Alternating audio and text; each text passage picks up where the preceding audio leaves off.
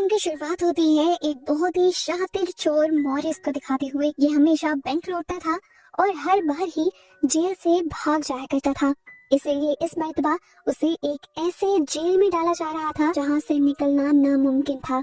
वहां पर सिक्योरिटी बहुत ज्यादा अलर्ट थी और अगर कोई वहां से निकल भी जाता तो उसका आजाद होना या भागना दो और भी नामुमकिन था, क्योंकि इस जेल को एक आइलैंड पर बनाया गया था जिसके चारों तरफ कई हजार मीटर तक पानी ही पानी था। जेल में आते ही मॉरिस की सर से पांव तक चेकिंग हुई और उसे यूनिफॉर्म दिया गया। यहाँ पर सब कुछ बहुत डिसिप्लिन था। कैदियों को अपनी मर्जी से चलने तक की इजाजत नहीं थी। सब लोग सुबह की घंटी बजने पर उठकर यूनिफॉर्म पहने बाहर निकल आते थे और लाइनों में लगकर अपना ब्रेकफास्ट लेते थे। इस जेल में आते ही वार्डन मॉरिस से कहता है, वेलकम टू एल्काट्रास। एल्काट्रास इस जेल का नाम था। खाने के टेबल पर लिटमस नाम का एक आदमी मॉरिस से उसका खाना मांगता है। मॉरिस उसे अपना खाना दे भी देता है, लेकिन वो नोटिस करता है कि आदमी टेबल के नीचे कुछ कर रहा था। मॉरिस को देखने पर पता चलता है कि उसने चुपके से यहाँ एक चूहा पाला हुआ था जिसे वो खाना देता था। थोड़ी देर बाद मॉरिस को यहाँ पर बुलाता है उसका वार्डन, जो उसे बताता है, मैंने तुम्हारी कई कहानियां सुनी हैं। तुम हर जेल को तोड़कर भाग गए हो, लेकिन इस जेल को तोड़कर भाग नहीं सकते, क्योंकि यहाँ की जितनी टाइट सिक्योरिटी है उसे चकमा देकर अगर तुम यहाँ से निकल भी गए तो चारों तरफ पानी के अलावा तुम्हें और कुछ मिलेगा भी नहीं। इन्हीं बातों के दौरान मॉरिस चुपके से वार्डन का नेल कटर चुरा लेता है। वार्डन के सामने वो ऐसा ही बिहेव करता है कि जैसे वो बहुत मासूम है और यहाँ से भागने का तो वो सोच भी नहीं सकता। इसीलिए वार्डन उसे लेकर बेफिक्र हो जाता है और मॉरिस अपने सेल में वापस आ जाता है और आते ही सबसे पहले अपनी बाइबल के अंदर उस नेल कटर को छुपाता है, जिसे वो ये प्लान करते हुए यहाँ लेकर आया था कि वो इस जेल को खोद सकेगा। अगली सुबह ये सारे कैदी जब नहा रहे होते हैं तो वुल्फ नाम का कैदी दोबारा मॉरिस को तंग करता है, जो पहले भी कई मर्तबा उसे तंग कर चुका था। मॉरिस ने पहले तो शराफत ही दिखाई थी, लेकिन अब वो उसे अपना असल दिखाता है और उसकी खूब पिटाई करता है, जिसकी वजह से बेचारा वुल्फ तो सहम कर रह जाता है। उल्टा सारे मॉरिस से और भी ज्यादा डरने लगते हैं, क्योंकि अब तक वुल्फ से सारे डरते आए थे और क्योंकि वुल्फ को ही उसने मार दिया था तो इसका साफ मतलब था कि वुल्फ से तो कहीं ज्यादा ताकतवर है वो। मॉरिस को जेल की लाइब्रेरी के अंदर काम दिया जाता है, जहाँ पर वो मिलता है इंग्लिश नाम के एक आदमी से जो 40 साल का था और पिछले 20 साल से इसी जेल के अंदर था। यानी उसने अपनी आधी जिंदगी इसी जेल में गुजार दी थी। काम खत्म होने के बाद मॉरिस एक और कैदी से मिलता है जिसे पेंटिंग करना बहुत पसंद था। वो अपनी ही पेंटिंग बना रहा था और उसने अपनी शर्ट के ऊपर एक फूल बनाया था। मॉरिस पूछता है, तुम्हारी शर्ट पर तो कोई फूल नहीं। तो पेंटर बताता है कि ये फूल मेरी खुशियों को जाहिर कर रहा है जो मेरे दिल के अंदर है। उसके बाद मॉरिस इंग्लिश के पास जाता है। वो इंग्लिश से पूछता है, क्या हम इस जेल से भाग सकते हैं? क्या आप मेरी इसमें मदद करेंगे?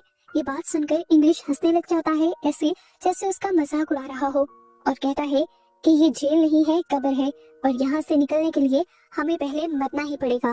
वो उसे समझाता है कि मान लो अगर तुम इस जेल की बड़ी दीवारों को पार कर लो और यहाँ के सारे सिक्योरिटी कैमरास और रेंजर्स को भी चकमा दे दो, तो भी भागकर कहाँ जाओगे? उस ठंडे बर्फीले पानी में जिसमें जाते ही तुम्हारी मौत हो जाएगी। बेहतर यही है कि चुपचाप इस जेल में जिंदगी गुजारो, कम से कम यहाँ पर तुम जिंदा तो होगे। खैर, अगले सीन में मॉरिस को बताया जाता है कि उसे अब लाइब्रेरी के बजाय कारपेंटर शॉप में जॉब मिल रही थी और हर घंटे के उसे 50 सेंट भी दिए जाने थे। पैसों के लिए नहीं। मॉरिस ये सोचकर हाँ कह देता है कि वहाँ जरूर उसे ऐसी चीजें मिल जाएंगी जो जेल से भागने में उसकी मदद करेंगी। मॉरिस ने यहाँ पर हर एतबार वाले आदमी का पता चला लिया था और उसे लिटमस भी एतबार वाला लगा था। वो लिटमस से इस जेल से भागने का तरीका पूछता है तो लिटमस बताता है कि हर कमरे में एयर वेंट है और उसे एयर वेंट के जरिए ऊपर छत पर जाया जा सकता है और वहाँ से जंप करके इस जेल से आराम से भागा जा सकता है। ये लोग बात ही कर रहे थे कि एकदम से मॉरिस पर अटैक करने के लिए पीछे से वुल्फ आ जाता है, जो अपनी बेइज्जती का बदला लेना चाहता था। मॉरिस अपना कोट उतारते हुए उसी को उस लड़के के हाथों में लपेट देता है और वुल्फ को नीचे गिरा देता है। ये सब वॉच टावर में खड़े हुए गार्ड्स देख लेते हैं और ऊपर से ही शूट करते हुए इन्हें रोक देते हैं। इनकी लड़ाई के बदले इनको सजा दी जाती है टॉर्चर सेल में रहने की। रात भर दोनों को ही तरह तरह के टॉर्चर सहने पड़ते हैं और 2 हफ्ते बाद उन्हें इस टॉर्चर सेल से निकाला जाता है। इस टॉर्चर सेल से निकलने के बाद मॉरिस की हालत काफी खराब हो चुकी थी। उसके बाहर निकलते ही लिटमस अपने चूहे के जरिए उसे वेलकम बैक का नोट भेजता है। इसी दिन मॉरिस के साथ वाले सेल के अंदर चार्ली नाम का एक नया कैदी आता है, जो भी जल्द ही मॉरिस का दोस्त बन जाता है। मॉरिस देखते ही देखते यहाँ अपना ग्रुप बना लेता है, जिन सबको वो ये सीक्रेट बता चुका था कि वो जल्द ही इस जेल से भाग जाएगा। इन लोगों की गैर मौजूदगी के अंदर इन सभी के सेल को वार्डन जाकर चेक करता है और जब वो पेंटर के सेल के अंदर जाता है तो देखता है कि पेंटर और भी ज्यादा अच्छी पेंटिंग्स करने लगा था। पता नहीं क्यों, पर उसे इस बात का गुस्सा आ जाता है और वो उस पेंटर की सारी पेंटिंग्स जलाने के साथ साथ उसे कभी ना पेंटिंग करने का ऑर्डर दे देता है। पेंटिंग के बजाय अब उसे कारपेंटर सेल में काम करना था। पेंटर जिसकी सारी खुशी ही अपनी पेंटिंग्स थी, वार्डन के इस फैसले से पूरी तरह टूट गया था। इसी गुस्से में उसने अपनी 3 वो उंगलियां ही काट ली जिससे वो पेंटिंग किया करता था। इस पेंटर की कटी हुई उंगलियां देखकर मॉरिस पूरी तरह टूट जाता है और उसकी उंगलियां उठाकर गार्ड को देता है और कहता है जाकर अपने वार्डन को दे दो। ये देखकर वो खुश हो जाएगा। मॉरिस बेशक एक चोर था लेकिन दिल का अच्छा था। उस पेंटर के लिए उसे दुख हो रहा था। उसी पेंटर के दुख में वो चुपचाप अपने सेल में बैठा हुआ ही था कि उसने देखा कि एक बड़ा सा कॉकरोच उसकी एयर वेंट के अंदर से निकला था। वो समझ गया कि इस एयर वेंट के पीछे बहुत सारी जगह है जहाँ पर ये कॉकरोचेस पैदा हो रहे हैं। मॉरिस का प्लान अगले दिन उसे और भी ज्यादा आसान लगने लगा जब अगले दिन 2 नए कैदी इस जेल के अंदर आए। ये कैदी पहले भी मॉरिस के साथ एक जेल में रह चुके थे और ये तीनों मिलकर पहले भी एक जेल से भागे थे। इन दोनों भाइयों का दिमाग भी मॉरिस की तरह बहुत शार्प चलता था। हमें दिखाया जाता है कि इन सबको मुलाकात का एक दिन दिया जाता है। इंग्लिश आज काफी सालों बाद अपनी बेटी से मिलता है और उसे ये देखकर रोना आ जाता है कि उसकी बेटी अब बहुत बड़ी हो चुकी थी और उसने अपनी बेटी के साथ कोई अच्छा वक्त नहीं गुजारा था। जबकि चार्ली को भी ये बात पता चलती है कि उसकी मॉम बहुत ज्यादा बीमार है और 1 से 2 महीनों के अंदर वो इस दुनिया से चली जाएंगी। ये सुनकर वो भी फैसला करता है कि उसे इस जेल से भागना ही होगा अपनी मॉम के लिए। इसीलिए वो रात में आके मॉरिस से कहता है कि अगर तुम भागने का प्लान बनाओ तो मुझे भी उसमें शामिल कर लेना। ये लोग अब ग्रुप बनाते हुए भागने की प्लानिंग करना शुरू कर देते हैं और मॉरिस सबको बताता है कि सबके कमरों में एक एयर वेंट है जो ऊपर की तरफ खुलता है, लेकिन वो एयर वेंट छोटा है, उसमें से हम गुजर नहीं सकते। पर ये भी टेंशन की बात नहीं है, ये जेल खारे समुद्र के पास बनाया गया है। इसी वजह से जेल की दीवारें बहुत ज्यादा खोखली हो गई हैं और इन्हें खोदना बहुत ज्यादा आसान है। हमें वेंट के इर्द गिर्द की दीवार को खोदना होगा ताकि वहाँ से निकलकर हम ऊपर चढ़ सकें। लेकिन अफसोस कि मेरे पास एक छोटा सा नेल कटर है जिससे मैं ज्यादा कुछ नहीं खोद पा रहा और अपना मिशन पूरा करने के लिए मुझे कोई बड़ी चीज चाहिए। ये लोग अभी बात ही कर रहे होते हैं खाना खाते हुए कि मॉरिस को चम्मच का ख्याल आता है, लेकिन अब मसला ये था कि ये लोग चम्मच लेके कैसे जाते। मॉरिस अपने एक साथी को लेकर बहाने से गार्ड के पास जाता है और उसे कहता है कि मेरा चम्मच गंदा है, मुझे साफ चम्मच चाहिए। गार्ड उसे नया चम्मच लेने की इजाजत दे देता है और इतनी ही देर में दूसरा आदमी गार्ड को अपनी बातों में लगा लेता है। मॉरिस एक के बजाय 2 चम्मच उठा लेता है और एक को अपनी पॉकेट में डाल लेता है। अब मसला एक और भी था।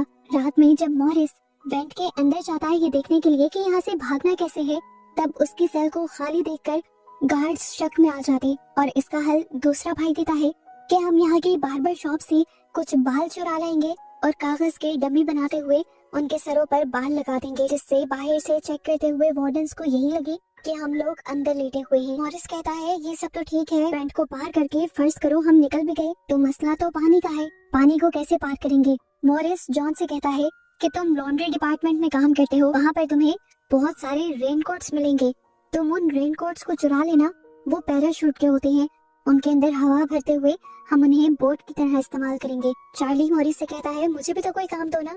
मॉरिस कहता है कि जब मैं वेंटिलेशन के अंदर जाऊंगा तो तुमने ख्याल रखना है, जैसे ही कोई वार्डन आने लगे तो तुमने मुझे सिग्नल देना है। अब मॉरिस खुदाई शुरू कर देता है, लेकिन मॉरिस को इस खुदाई के दौरान वेल्डिंग करने के लिए भी कुछ चाहिए था। मॉरिस लेटमस के पास जाता है और कहता है आपके पास जितनी भी माचिसें हैं आप प्लीज वो मुझे दे दें, इसके बदले मैं रोज अपने हिस्से का खाना आपके चूहे को दिया करूंगा। लेटमस जिसे चूहा बहुत ज्यादा प्यारा था, चूहे के लिए वो मॉरिस की बात मान जाता है। इस माचिस को जलाकर वो चम्मच और नेल कटर की मदद से एक नोकीला औजार भी बना लेता है, जिससे अब उसका खुदाई का काम और भी ज्यादा आसान और तेज हो गया था। इस दौरान चार्ली उसका पहरा दे रहा था, लेकिन अचानक से उसकी आंख लग जाती है और तभी वार्डन चेकिंग के लिए आ जाता है। इंग्लिश भी क्योंकि मॉरिस का सारा प्लान जानता था, इसीलिए वो जल्दी से खड़ा होकर वार्डन को रोक लेता है और उससे बात करने लग जाता है और उनकी बातें सुनकर चार्ली की आंख खुल जाती है और चार्ली फौरन मॉरिस को सिग्नल दे देता है। उसके इशारा करते ही मॉरिस भी अपना काम छोड़कर खुदाई वाली जगह के आगे अपना सामान रखकर बेड पर लेट जाता है, जिससे वार्डन को कुछ भी गड़बड़ नहीं लगता, लेकिन उसे यहाँ से कुछ जलने की स्मेल आ जाती है। मॉरिस बड़ी कॉन्फिडेंटली झूठ बोलते हुए उसकी बात को मोड़ देता है कि आपके होते हुए यहाँ पर कौन स्मोक कर सकता है। दिखाया जाता है कि मॉरिस ने इतनी खुदाई कर ली थी कि वो आसानी से यहाँ से बाहर निकल पाता, लेकिन एक और नया मसला आ गया। यहाँ पर जो जाली लगी थी उसे स्क्रूज के जरिए लगाया गया था और इन स्क्रूज को खोलने के लिए कोई स्क्रू ड्राइवर या कोई नुकीली चीज चाहिए थी, जिसे वो अगले दिन अपने काम की जगह से चुरा भी लेता है, पर उसे यहाँ से लेकर जाना मुश्किल था। जब वो यहाँ से निकलने लगा तो मेटल डिटेक्टर पर उसका वो औजार शो हो गया। गार्ड्स ने उसे रोक लिया और उसके हाथ से वो औजार ले लिया। सबको डर लगा कि मॉरिस अब पकड़ा जाएगा, लेकिन मॉरिस कहीं ज्यादा चालाक था। जो औजार उसने पकड़ा हुआ था वो तो उसे बैकअप के लिए लेकर आया था ताकि गार्ड्स को डिस्ट्रैक्ट कर सके, क्योंकि असली औजार तो उसने अपने जूतों में छुपाया हुआ था। इस मेटल के औजार से वो रात होते ही उस जाली को काट लेता है और वेंट के अंदर जाने का अपना रास्ता खोल लेता है। लेकिन अब मसला था, अगर वो वेंट के अंदर जाता तो वार्डन को ये सेल खाली मिलता और वार्डन को उनके प्लान का पता चल जाता। अंदर जाने से पहले इन्हें एक डमी सर चाहिए था, जिसके लिए पहले ये लाइब्रेरी से किताबें चुराते हैं, उन्हें गीला कर करके एक नकली सर तैयार करते हैं और उसके बाद पेंटर के पेंट चुरा कर उस डमी सर को पेंट कर देते हैं और फिर ग्लू के जरिए वो बाल जो ये लोग बार्बर की शॉप से चुरा कर लाए थे उसे सर पर लगा देते हैं। इस डमी सर के साथ साथ मॉरिस ने एक डमी दीवार भी बनाई थी जो बिल्कुल असली दीवार जैसी दिख रही थी। ये कार्डबोर्ड की दीवार उसने इसलिए बनाई थी ताकि किसी को भी ये जगह देखकर शक न हो कि इसके पीछे खुदाई की गई है। आखिर सारी तैयारी पूरी होने के बाद रात में मॉरिस डमी सर को अपनी जगह पर रखते हुए उस वेंट के अंदर चला जाता है। वेंट के अंदर जाने पर उसे बहुत सारे पाइप दिखे थे जिनके ऊपर चढ़ते हुए वो सेकंड फ्लोर तक पहुंच गया था, लेकिन अभी भी बाहर जाने की जगह पर कुछ ग्रिल्स लगी थी जिन्हें तोड़ना और उन तक पहुंचना नामुमकिन था। नीचे दिखाया जाता है कि वार्डन की भी चेकिंग की बारी आ गई थी। वो जब करीब से गुजरने ही वाला होता है तो चार्ली मॉरिस को बहुत सारे सिग्नल्स भेजता है, पर ना जाने मॉरिस को उन सिग्नल्स का पता चला था या नहीं। वार्डन जब मॉरिस के रूम के बाहर से गुजरते हैं तो उन्हें मॉरिस के बालों पर शक हो जाता है और जैसे ही वो मॉरिस के बालों पर हाथ लगाते हैं तो मॉरिस बोल उठता है, क्या बात है सर, आज तो आपको मेरे बाल बहुत अच्छे लग रहे हैं। चार्ली की सांस में सांस आई थी कि मॉरिस टाइम पर यहाँ आकर लेट गया था। खैर अगले दिन मॉरिस ग्रुप में खुशखबरी देता है कि मुझे यहाँ से बाहर जाने का रास्ता तो मिल गया है, लेकिन उस रास्ते को ग्रिल्स से बंद किया गया है। मैं अकेला उस तक पहुँच नहीं सकता। उन ग्रिल्स तक पहुँचने के लिए मुझे एक और साथी की जरूरत है। जॉन बताता है कि मैंने भी अपना वेंट पूरी तरह खोद लिया है।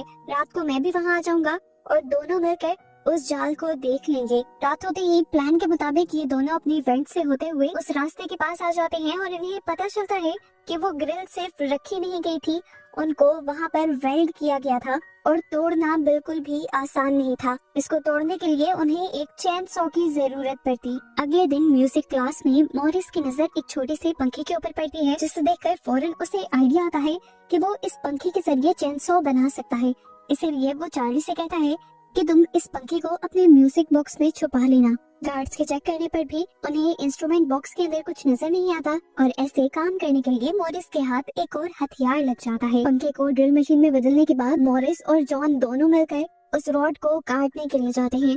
जॉन मॉरिस को अपने कंधे पर बिठाता है और मॉरिस उस रॉड को काटता है। चेनसो की आवाज सुनकर गार्ड्स को भी शक होता है। वो भी ऊपर जाते हैं चेक करने के लिए, पर इतने में ही ड्रिल मशीन की आवाज बंद हो जाती है क्योंकि मॉरिस एक पाइप काटने में कामयाब हो गया था और बस उसी के जरिए ये लोग यहाँ से निकल सकते थे। आवाज के बंद होने की वजह से गार्ड भी चेकिंग को नजरअंदाज करते हुए आगे चला जाता है। अगले दिन वो खुश होकर सब लोगों को खाने के टेबल पर बताते हैं कि उन्होंने सारे रास्ते साफ कर लिए थे। अब उनको इस जेल में कोई भी रोक कर नहीं रख सकता था। जॉन के भाई से वो पूछता है, तुम पैराशूट के रेनकोट लाए हो? वो कहता है, हाँ सब तैयार है।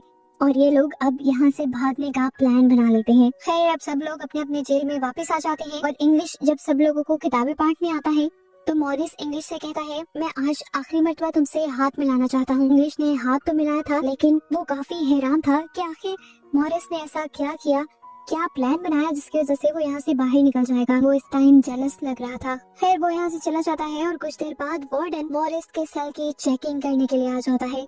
ऐसे ही जैसे किसी ने उनको खबर दे दी थी कि मॉरिस यहाँ से भागने वाला है। वो यहाँ की एक एक चीज की तलाशी लेते हैं, उस जगह को भी देखते हैं जहाँ से मॉरिस ने खुदाई की थी, लेकिन उन्हें यहाँ पर कुछ भी नहीं मिलता क्योंकि मॉरिस ने सारे सबूत पहले ही छुपा दिए थे। और सुरंग के आगे भी नकली कार्डबोर्ड लगाया हुआ था जिसकी वजह से इनको जरा सा भी शक नहीं हुआ। वार्डन ने कहा, खबर तो सच्ची थी, एक काम करना, सुबह होते ही मॉरिस का सेल चेंज कर देना। लेकिन सुबह होने की नौबत कहाँ आने वाली थी। आज रात सभी ने रात के ठीक 2 बजे बैंक से निकलकर दूसरे फ्लोर पर मिलने का प्लान बनाया था। प्लान बनाते वक्त तो चार्ली के अंदर काफी हिम्मत थी, वो तैयार भी था, लेकिन जैसे ही वक्त करीब आता गया वो बहुत ज्यादा पैनिक हो गया। मॉरिस और बाकी तीनों लोग तो बैंक के अंदर पहुंच भी गए और काफी देर तक चार्ली का इंतजार करते रहे, पर चार्ली जब नहीं आया तो मजबूरन तीनों को अकेले ही वहां से जाना पड़ा। दिखाया गया कि वो तीनों अपने बनाए प्लान के मुताबिक भाग रहे थे और यहाँ बैठा चार्ली रो रहा था। उसकी आजादी अब उसके हाथ से दूर जा रही थी। आखिर वार्डन की चेकिंग के बाद उसने फैसला किया कि वो भी हिम्मत करेगा और भाग जाएगा, लेकिन वेंट के अंदर जैसे ही वो आया तो उसने देखा कि ऊपर जाने वाला रास्ता उसके कद से बहुत ज्यादा दूर था और वो तीनों अब जा चुके थे और अब उसकी आजादी का सपना खत्म हो गया था। अफसोस करता वो वापस आ जाता है, जबकि यहाँ पर दिखाया जाता है कि चार्ली और उसके तीनों साथी सभी गार्ड्स की नजरों से बचते हुए जेल की आखिरी दीवार के पास पहुंच जाते हैं और बारी बारी वो तीनों फेंस की दीवार पर चढ़ते हुए इस जेल से फाइनली आजाद हो जाते हैं। अब बस इन्हें इस आइलैंड से बाहर निकलना था, जिसके लिए ये रेनकोट्स को बांधकर उसके अंदर मुंह से हवा भरने लगे ताकि उसे एक बोट बनाई जा सके। हालांकि मुंह से हवा भरने में बहुत टाइम लग रहा था, लेकिन इनके पास कोई दूसरा रास्ता भी नहीं था। बहुत ज्यादा हिम्मत करने के बाद आखिर इनकी बोट तैयार हो ही गई और ये लोग यहाँ से निकलकर भाग गए। सुबह होती है और गार्ड्स सारे सेल्स की चेकिंग के लिए आते हैं। पहले सब कुछ नॉर्मल लग रहा था, लेकिन जैसे ही वो चार्ली के सेल के पास पहुंचे तो चार्ली ऐसे खड़ा था कि जैसे किसी ने उसकी किडनीज निकाल ली हो। वो दुखी था कि अगर कल थोड़ी सी हिम्मत कर लेता तो यहाँ से चला जाता। उसकी हालत को देखते हुए वार्डन को भी उसके ऊपर शक होता है, लेकिन वो उसे इग्नोर करते हुए आगे मॉरिस के सेल की तरफ बढ़ता है और उससे पूछता है क्या मॉरिस अभी तक सो रहा है। चार्ली अभी भी कोई जवाब नहीं देता और गार्ड को गड़बड़ी महसूस होती है। जैसे ही वो दरवाजा खोलकर अंदर जाती है तो वहाँ पर बस उन्हें मॉरिस की डमी मिलती है और इन्हें ये बात मालूम हो जाती है कि मॉरिस जेल से भाग चुका है। उनकी आंखों में धूल झोंककर पूरे जेल के अंदर अलार्म बजते हैं। पूरे जेल में उन्हें ढूंढा जाता है, लेकिन जब ये लोग पूरे जेल में नहीं मिलते तो समुंदर के अंदर भी उन तीनों को तलाश किया जाता है, लेकिन वो तीनों वहाँ पर भी नहीं मिलते। यहाँ का वार्डन, जिसकी नाक बहुत ऊंची थी